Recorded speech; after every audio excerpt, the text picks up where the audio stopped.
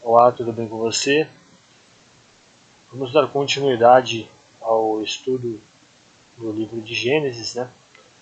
Só antes de continuarmos ao estudo, eu peço para que você se inscreva no canal, ative o sininho, dê joinha, compartilhe com os amigos, tá certo? De repente é interessante até compartilhar com quem tem interesse no assunto, tá certo? É isso aí, um forte abraço, vamos ao estudo. Olá, tudo bem com você? Bom, mais um vídeo aí em relação ao estudo bíblico de Gênesis, no capítulo 1, versículo 14 ao 19, em referência ao quarto dia da criação, tá certo?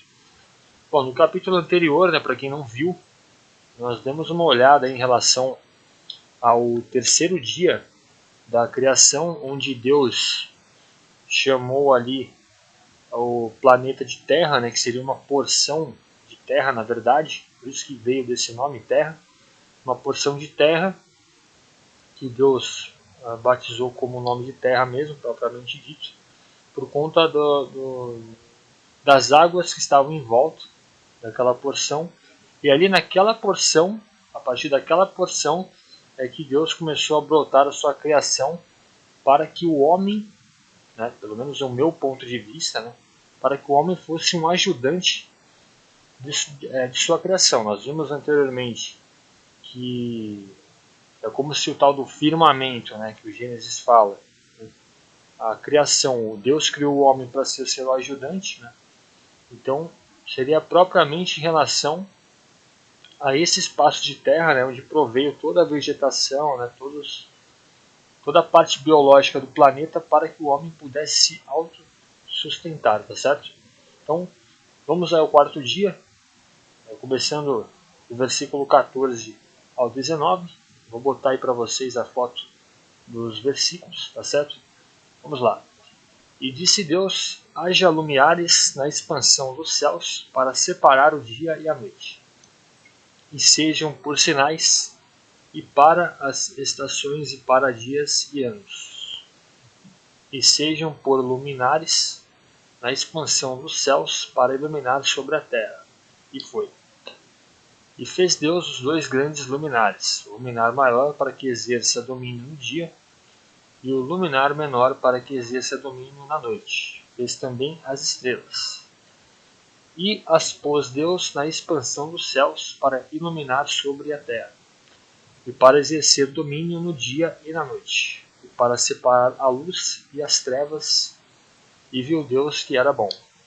E foi a tarde e a manhã, o dia quarto. Bom, versículo 14. Aqui a gente basicamente entende que esses tais luminares seriam o Sol e a Lua. Né? Alguns entendem que seria Sol, Lua e as estrelas, né? Seriam corpos luminosos, tá certo? Para iluminar o que? A tal da escuridão que existia no início. Champlin, se a gente analisar aqui, ele fala aqui assim: disse também Deus, haja luzeiros no firmamento. É uma outra tradução, seria uma tradução mais próxima dos originais. Lembrando, tá, galera, que o Champlin, quando eu cito aqui o Champlin, tá, ele utiliza esse vocabulário um pouco mais rebuscado, que é por conta da tradução que é mais próxima dos originais, tá? Tanto no Antigo quanto no Novo Testamento, tá? A ideia que Champlin traz dos textos é justamente essa, uma tradução mais próxima dos originais, certo? Ele fala o seguinte, ó, a palavra firmamento é explicada no versículo 6. Primeiro houve a luz primeva, que é no caso o próprio Champlin que fala isso, que tinha como uma de suas funções o estabelecimento de dias criativos de 24 horas. Agora apareceu o Sol, que dava prosseguimento a essa função. Todavia, não há sugestão de que o Sol viera a substituir a luz primeva. A questão fica sem explicação. O Sol e a Lua passaram a separar o dia da noite, embora também tivessem funções astronômicas.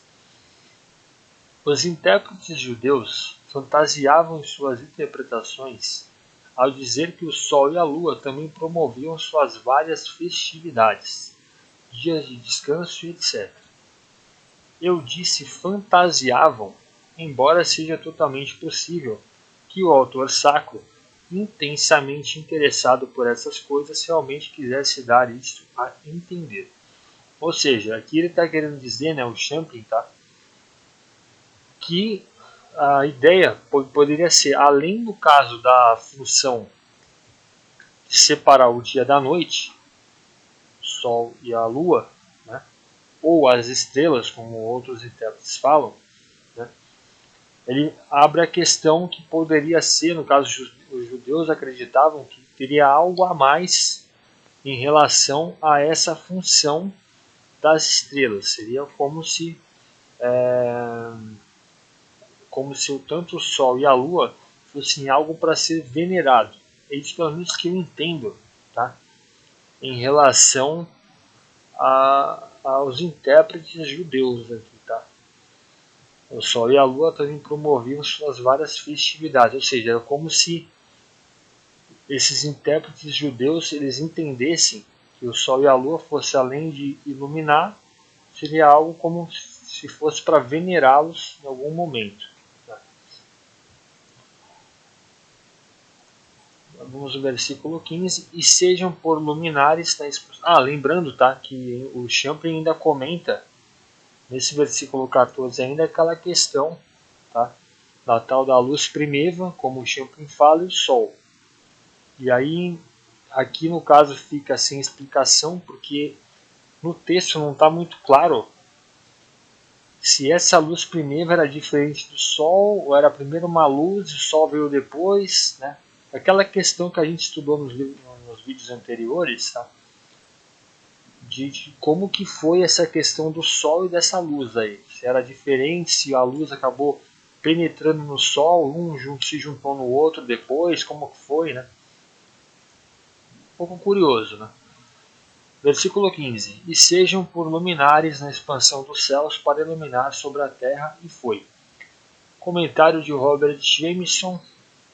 Haja luminares na expansão. A atmosfera sendo completamente purificada, o Sol, a Lua e as estrelas foram pela primeira vez revelados em toda a sua glória no céu sem nuvens. Eles são descritos como no firmamento, que parecem ser à vista, embora saibamos que eles estão realmente a grandes distâncias dele. Aqui o comentarista, no caso, ele cita que nesse momento o Sol, a Lua e as estrelas foram criados. Quando fala haja luminares na expansão, a partir desse momento houve tanto o Sol, a Lua e as estrelas. Esses luminares seriam os tais das estrelas, dos satélites criados, como se fossem satélites, tá? Vamos chamar assim. Como até se você analisar cientificamente, alguns dizem que o Sol é como se fosse um satélite, a Lua fosse um satélite da Terra, esse tipo de coisa. Enfim. E fez Deus os dois grandes luminares, o luminar maior para que exerça domínio no dia e o luminar menor para que exerça domínio na noite. Fez também as estrelas. Né? Então é muito claro, tá? Pelo menos para mim, quando fala dos grandes luminares, o luminar maior para que exerça domínio no dia, o Sol, e o luminar menor para que exerça domínio na noite, a Lua. E fez também as estrelas. Né? Vamos ver o que o comentarista fala. A consequência do dia ser considerado como começando ao pôr do sol a lua, que seria vista primeiro no horizonte, apareceria uma grande luz, comparada com as pequenas estrelas cintilantes, enquanto seu brilho pálido benigno seria eclipsado pelo esplendor deslumbrante do sol. Quando seu globo resplandecente se levantasse pela manhã e gradualmente atingisse seu brilho de glória meridiano, pareceria a maior luz que governava o dia. Estas duas luzes podem ser ditas feitas no quarto dia, não criadas de fato, porque é uma palavra diferente que é usada aqui, mas constituídas designadas para o importante e necessário ofício de servir como luminares para o mundo, e regulando por seus movimentos e sua influência o progresso e as divisões do tempo. Ou seja, aqui é basicamente, tá? O autor até, no meu ponto de vista, aqui até dá uma explicação um pouco mais rebuscada em relação ao Sol e à Lua, mas sim, é muito claro, tá? Que um acaba substituindo o outro, um acaba tendo uma função, um para iluminar o dia e um para iluminar a noite. É basicamente isso aqui que eu entendo, tá? Bem claramente, sem problema nenhum. E no caso, as estrelas, né? A gente pode analisar aqui que o Champ ele fala assim, ó, o nosso Sol é apenas uma estrela de grandeza média, mas o autor sagrado não tinha como saber disso. A maravilha do Sol é multiplicada por bilhões de vezes nas estrelas. O autor sagrado incluía os planetas em seu termo, estrelas. É que ele não antecipava alguma diferença nos dois tipos de luzeiros celestes. Existem bilhões de galáxias, cada qual com seus bilhões de estrelas. Os fatos não são frios. Antes ilustram a majestade de Deus. É a Ele que nós oramos. Seu poder foi posto à minha disposição para meus pequenos interesses e projetos. O poder de Deus faz sempre presente e o bem de todo o destino humano depende disso. Seu poder está sempre presente para o nosso bem. Então aqui, na verdade, é até um comentário bem pessoal de Champlin, tá? Ele está citando aqui que o autor, no caso, né, o Moisés, lembrando que o comentário de Champlin ele é voltado para que o autor tentou passar, tá, nesse momento. Aparentemente, né, Moisés, quando escreveu essa passagem, ele não sabia diferenciar naquele momento, tipo, Sol como uma estrela, nem Lua como uma estrela, e estrela, de fato, uma estrela. Né? É como se ele, ou melhor dizendo, eu vou tentar simplificar o que eu acabei de falar, tá certo? É como se o Moisés, no momento que ele escrevesse isso, ele não enxergasse o Sol e a Lua como uma estrela. Ele só via a estrela como uma estrela. O Sol e a Lua fossem um outro fenômeno, uma outra criação de Deus. Entendeu? É basicamente isso que o autor quis passar aqui. Né? Vamos ao versículo 17. E as pôs Deus na expansão dos céus para iluminar sobre a terra. E a pôs Deus, tendo feito os corpos celestes, como em Gênesis 1, capítulo 1, versículo 16, Deus é agora dito pondo, isto é, colocando eles na expansão do céu. Eles estão localizados na estrutura firme que ficava como uma cúpula ou teto convexo sobre a superfície da Terra. Tá? Aqui no caso ele está citando o momento em que Deus está colocando os tais satélites, né, os corpos celestes, na tal da abóbada lá que a gente viu, que vocês estão podendo ver aí durante a passagem do vídeo, tá certo? Nenhuma menção é aqui adicionada dos movimentos dos corpos celestes, tampouco é dada qualquer explicação nesta narrativa condensada do modo como as luminárias colocadas no firmamento eram, apesar de tudo, aparentemente possuidoras de misteriosos poderes de movimento. Aqui no caso, tá? Que ele quer dizer o seguinte: o texto ele apenas se baseia na questão de que o momento em que esses corpos foram criados e colocados em cima da abóbada lá, do tal do firmamento, tá certo? Em relação à movimentação, o texto sagrado, né, o texto bíblico, ele não se preocupa em citar, em explicar exatamente como que é feita, como que eram feitas, né, essa movimentação. Versículo 18. E para exercer domínio no dia e na noite, e para separar a luz e as trevas, e viu Deus que era bom.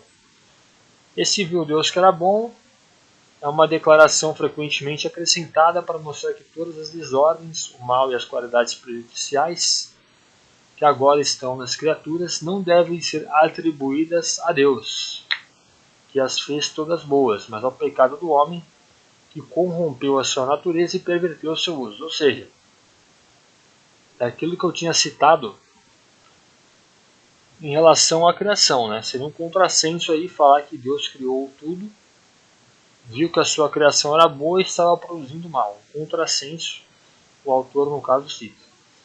E no caso Champlin fala isso era bom, a obra criativa era excelente, provia benefícios para o homem, ou seja, estava provindo, né? A criação estava sendo gerada, gerida de acordo com como Deus queria, certo? Então era um Deus bondoso. Isso para mim é muito claro, tá? Essa é uma passagem clara de que Deus é um Deus bondoso, tá certo? Nessa passagem. E foi à tarde e amanhã o dia 4. Comentário de Adam Clarke, ele fala o seguinte: ó, a palavra erebe, que traduzimos por noite, vem da raiz misturar e significa aquele estágio em que não prevalece nem escuridão absoluta nem luz plena. Tem quase o mesmo significado gramatical que o nosso lusco-fusco, tempo que decorre entre o pôr do sol e os 18 graus abaixo do horizonte, os últimos 18 graus antes dele surgir. Esse comentário, tá, essa parte aqui, ele vai repetir basicamente o que a gente leu lá em cima, em relação à interpretação da tarde e da manhã. Tá? Como se o autor, no caso, né, o Moisés, estava ali escrevendo essa passagem, ele só quis demonstrar, na verdade, a passagem do dia. Tá? Nada mais do que isso. Deixa eu verificar aqui se Champlin chegou a citar alguma coisa. Ó, o quarto dia, a menção à tarde e amanhã, formando um ciclo de 24 horas, põe fim à descrição do quarto dia da criação, do versículo 5, quanto a amplos comentários sobre essa expressão. Então é basicamente aquilo que eu citei, tá, galera? Versículo 19, ele não tem muito que a gente extrair dessa questão, tá? Porque é basicamente a questão da passagem do dia. Simplesmente isso. Então, para fechar, o que a gente viu hoje, né, em relação ao quarto dia? Simplesmente a continuação, né, a possível momento aí em que Deus cria dois corpos celestes, que seria o Sol e a Lua, um para iluminar o dia e um para iluminar a noite. Né? Lembrando que essa é uma interpretação bíblica, tá? Lembrando que a Terra era uma abóbada, tá? Igual a tal da Terra plana, né, que muitos creem, né? E o tal do firmamento, que era uma abóbada por cima e tudo, e aí o Sol e a Lua, eles ficavam em cima para iluminar, tá certo? O autor, no caso, não cita como essa texto, na verdade, não busca explicar como era feita a movimentação da Terra, né, dos astros e tudo. E é basicamente isso que o quarto dia tem para passar para nós, tá certo? Justamente o aparecimento desses astros. Bom, esse foi o estudo do quarto dia. O próximo vídeo eu devo estudar o quinto dia com vocês, tá certo? Vamos dar continuidade aí, seria do versículo 20 ao versículo 23. Eu quero saber o seu ponto de vista, tá certo? Deixe nos comentários aí embaixo o que você pensa a respeito do texto. Compartilha, curte, compartilha com quem você acha que pode gostar do tema, tá certo? Esse que eu tenho para falar. Forte abraço e até o próximo estudo. Tchau, pessoal.